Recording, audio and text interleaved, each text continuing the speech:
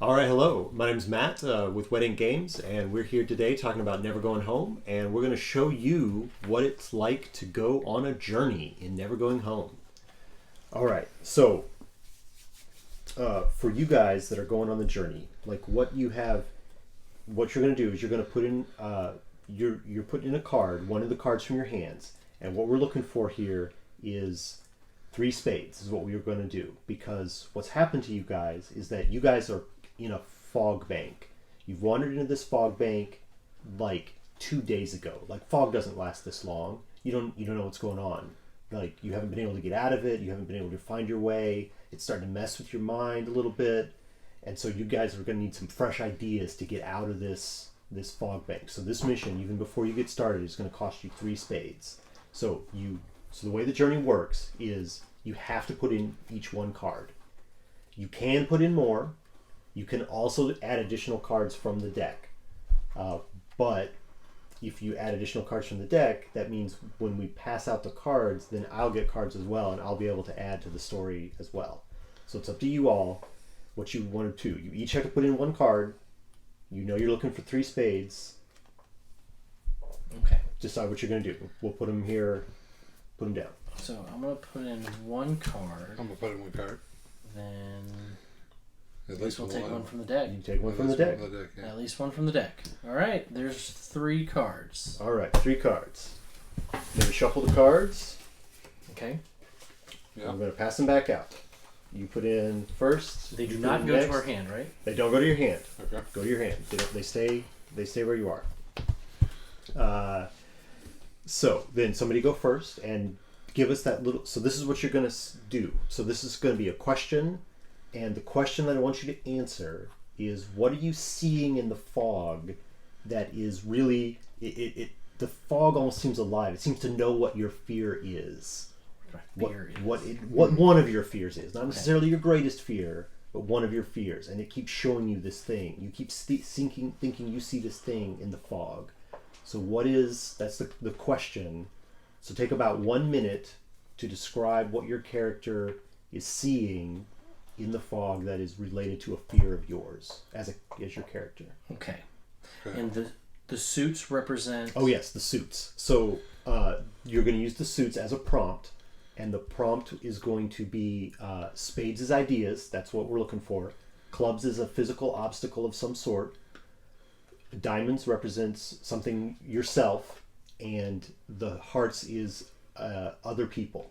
So you've got those, and they can be very general, but those are the prompts that you're going to start with, whatever card you ended up with from the journey. Well, I'll go first. So I have a 6 of spades. There's one of our spades, one of our three. And I'm going to say that Private Butterfield looks out into the fog, and he sees his time as a young boy at the Westland the Westland School for Troubled Youths, and he would always question what he was being taught, or what he was being told by some of his instructors on how he was supposed to act. And so Private Butterfield is seeing some of his schoolmarms who were always angry with him, or messing with him, or antagonizing him, which is why he ended up eventually leaving and joining the military, enlisting. That's one of his fears. All right. Okay. I've got the 4 of diamonds. Ooh, 4 of diamonds. So Captain Lewis sees himself in the fog.